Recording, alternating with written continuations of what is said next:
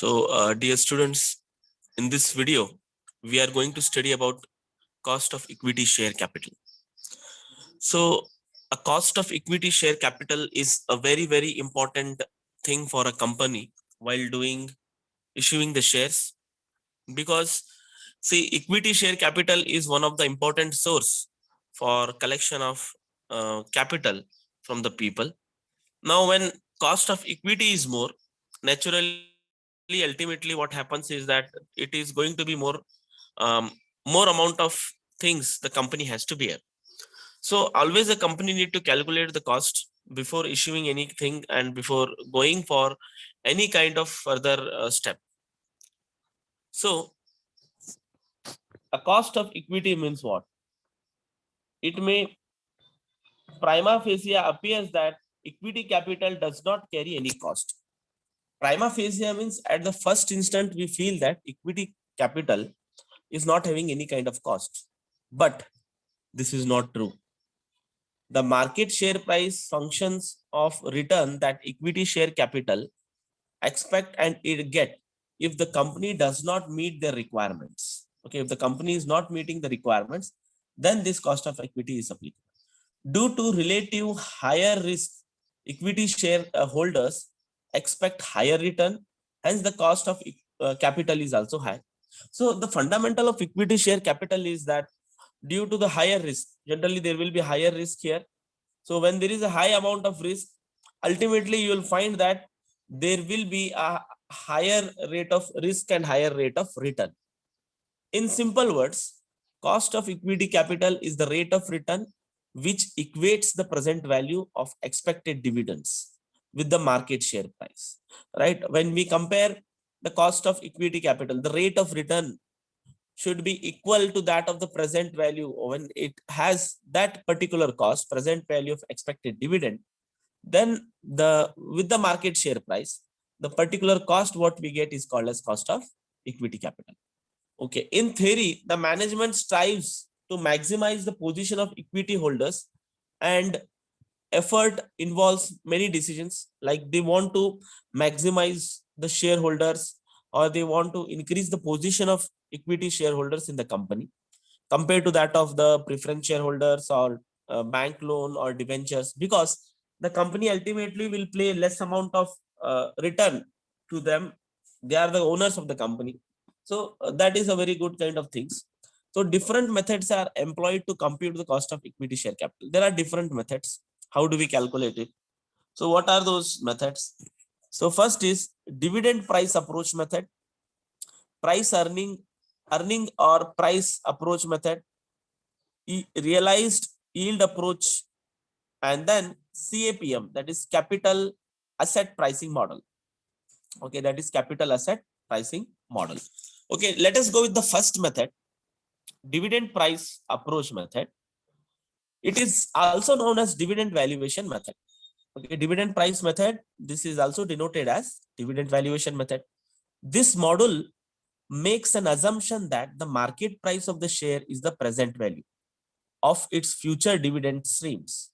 Okay, as per this approach, the cost of equity is the rate which equates the future dividend to the current market price. Hence, the cost of equity capital is computed by dividing the expected dividend by the market price. In simple, you can understand here in dividend price approach, the cost of equity, if you want to calculate that, how do we calculate is, do we calculate by dividing the expected dividend by market price. Whatever expected dividend you are expecting, right? You are expecting that this much dividend you are going to get in the next year. With that, if you divide the market price per share, then you are going to get the cost of equity capital as per dividend price approach. Okay, dividend price approach. Now again, in dividend price approach, it is again subdivided as dividend price approach with constant dividend. Constant dividend in the approach, in this approach, dividend is constant, which means there is no growth or zero growth in dividend. The cost of equity can be calculated as, so we'll see the formula for this. The formula for constant dividend growth rate, remember, it is cost of equity KE equal to D divided by PO. Okay, P0. Okay, that means KE is denoted as cost of equity, while D is expected dividend, and P0 is market price of the dividend. Okay, now we have understood these all things. This module assumes that dividends are paid as a constant. There is no growth in the dividend. There is no decrease in the dividend. The dividend are being paid as the constant rate, right? This is under first method, right? Dividend approach. Under that, dividend price with a constant growth rate. Okay, now next is dividend price with the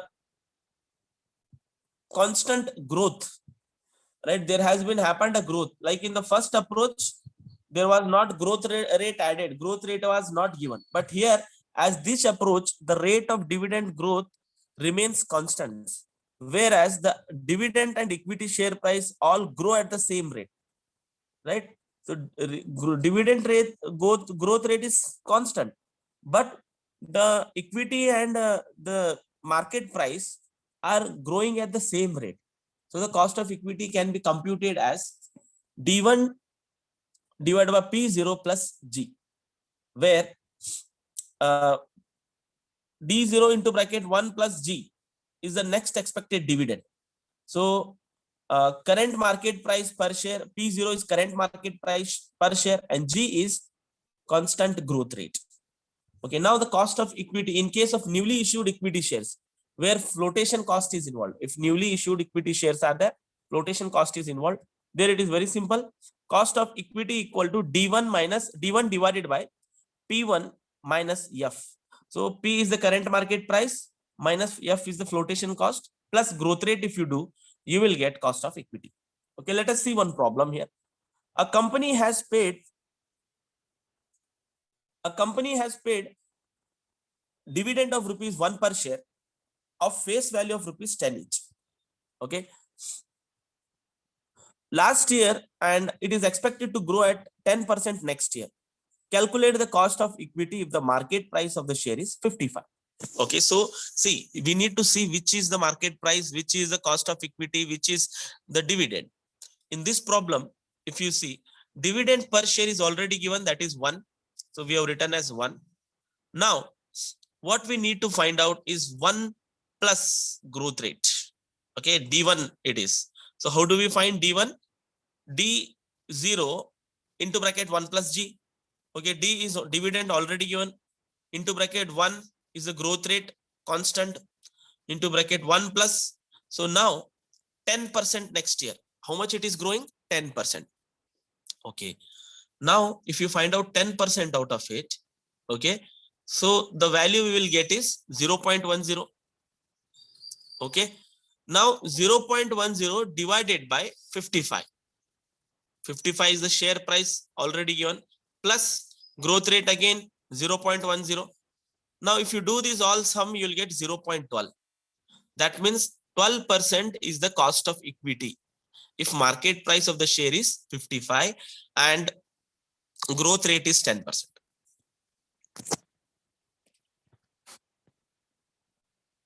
Next approach is earnings price approach. So here we concentrate basically on earnings. You just understand that we concentrate basically on earnings. Instead of dividend, this method focuses on earnings. So how do we calculate cost of equity here? KE equal to E divided by P, simple. So E is current earnings per share divided by P is market price per share. Okay, in this there is also a growth rate. Suppose growth rate is given. How do we do it? E divided by P plus G is current earnings per share, P is market price per share, and G is annual growth rate of earnings. The earnings price approach is similar to dividend price approach. Whatever dividend approach, how we calculated it, similarly we can calculate here in the approach. Okay, G is the growth rate. Let us see the average method. How do we follow this? Now this is calculated as current dividend into bracket D0 equal to dn into bracket 1 plus G raised to n, or growth rate can be calculated by other method. Okay, that is square root of D0 divided by dn minus 1. N into square root of D0 divided by dn minus 1. So now where D0 is current dividend and Dn is dividend in n number of years or n years ago. Now, how do we find this? Step 1, divide D0 by Dn. So first divide D0 by D1, find out the result, then refer to future value of interest factor table. That is called as FVIF table. Okay. So I will tell you how to find out that also. Then find out step number 2, the result found at step number 1, corresponding years row. Go to the future value interest factor table and then find out the percentage or amount. See the interest rate for corresponding column. This is the growth rate. So whatever interest rate is there in the table, that is the growth rate. The current dividend is 16.10 and the dividend 5 years ago was 10. The growth rate in the dividend can be found out as, so how do we found out as? So 16.10 divided by 10, right? Divided by 10. So we will get 1.61. Okay. So now 1.61, what you should do? You should find out the result found at step number 1, corresponding years row. So we should go for 5th year, right? We should go for the number of year in which year it falls, right? So when you find that particular year 1.61 in FVIF table, we found that the interest rate for the corresponding column is 10%. So therefore we found that the growth rate is 10%. Now this particular thing is called as the average rate method. Now there is one more method in this, that is Gordon's growth method. So this is also similar, unlike like average method. Gordon's growth method attempts to derive a future growth rate. As per this module, increase in the level of investment will give rise to an increase in the future dividend, right? If there is increase in the level of investment, there will be also increase in the future dividend. So how do we calculate? Basically, two things are important in this. This module takes earnings retention rate, that is denoted as B, and rate of return on investment, that can be denoted as R, into account to estimate the future growth rate. So growth G equal to B into R, right? The rate of return on fund invested divided by into earnings retention ratio or a rate. So we will get the Gordon's growth rate model. Okay, next is realized yield approach. Now in this approach, realized yield approach, the average rate of return realized in the past few years is historically regarded as expected return. So this expected return is of the future. It computes the cost of equity based on the past record of the dividend actually realized by the equity shareholders. Whatever is the past record, we'll see that past record, and then the current, particularly the thing will get realized. So that is equity shareholders value. Okay, let us see an example. Mr. Mehra has purchased a share of Alpha Limited of ₹100. He received a dividend for a period of 5 years at the rate of 10%. Then at the end of 5th year, he sold the share of Alpha Limited for 1,128. You are required to compute the cost of equity as per realized yield approach. So how do we find this? It is quite simple. We need to prepare these many columns: year, dividend, sale proceed, discounting factor at whatever percentage given. So here in this problem, the percentage of discount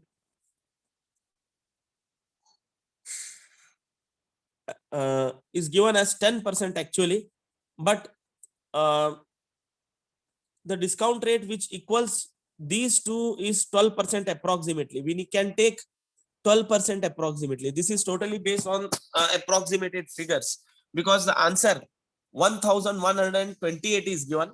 So if 1,128, if you divide that by 10, so you will be getting around 11.2 and 9 something. So in that case, the discounting factor approximately, because the discount rate is equalizes these at 2 in 12% approximately. So in table we can take as 12%.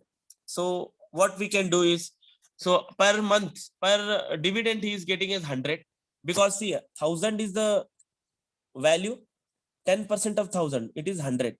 For how many years it is? So he has told for the 5 years. Okay, so in years you can write 1, 2, 3, 4, 5. So 5 years. Now after 5 years, he sold his particular shares, right? In the beginning, right? We wrote as beginning sale proceed, that is 1128. Okay. Now discounting factor. In 12%, you need to go for PVIF table. I will send you the table afterwards. So when you go for 12% for the first year, you will get the same value, first year, second year, third year. Now what you need to do is you need to multiply 100 into 0.893. You will get 89.3. Similarly, 100 into 0.797. Go on multiplying with the dividend into discounting factor.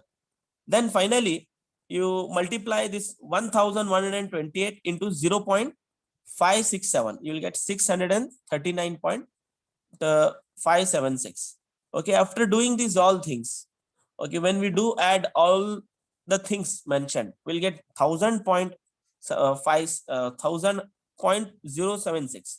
So we found the purchase shares were 1000, and the present value of the past 5 years of the dividend plus the present value of the sale price discount rate of 12 is 1000.576. Therefore, the realized rate of return may be taken at 12% because it is similar. You see, whatever is the share price is 1000, and what we calculated, it was 1000.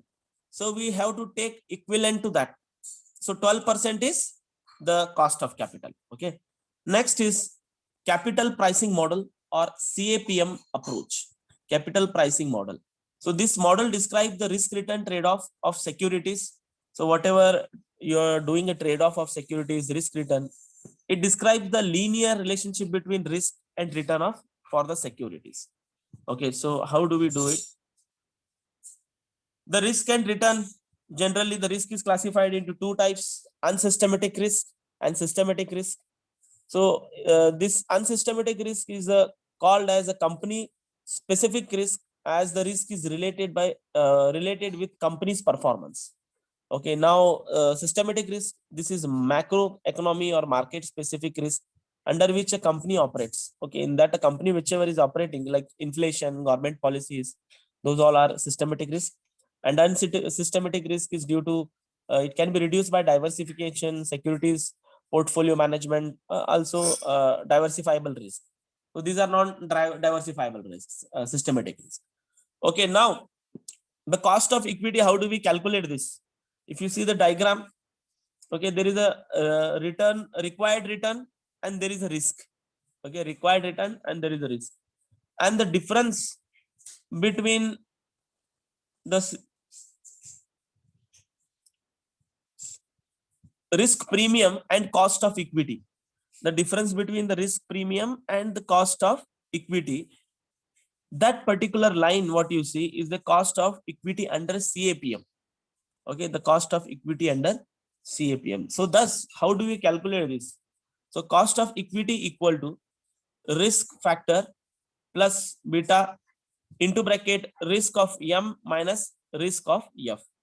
Okay, by this we can calculate the risk-free rate of return. So here KE is the cost of equity capital, RF is risk-free rate of return, B is beta coefficient, and RM is the rate of return on market portfolio, and RM minus RF is market premium. So this is about the theoretical part of that. Generally, when you see about risk and return, so let us take this as an exercise: government bonds, corporation debts, preference shares, and equity share capital. So level of the risk you can judge here. All have a different kind of risk. Equity share, as they are more risky and more profitable, so the risk is almost near about 10. The level of the risk is 10. Preference share, it is less risky. It is less risky compared to equity share. They are less risky, but they are risky. So the level is up to 7. While corporation or bonds or debentures, they are risky up to 6. While if you see the government bonds, they are risky up to 4 because they are very much less risky. So depending on the risk we calculate this, we'll use the formula of it. Okay.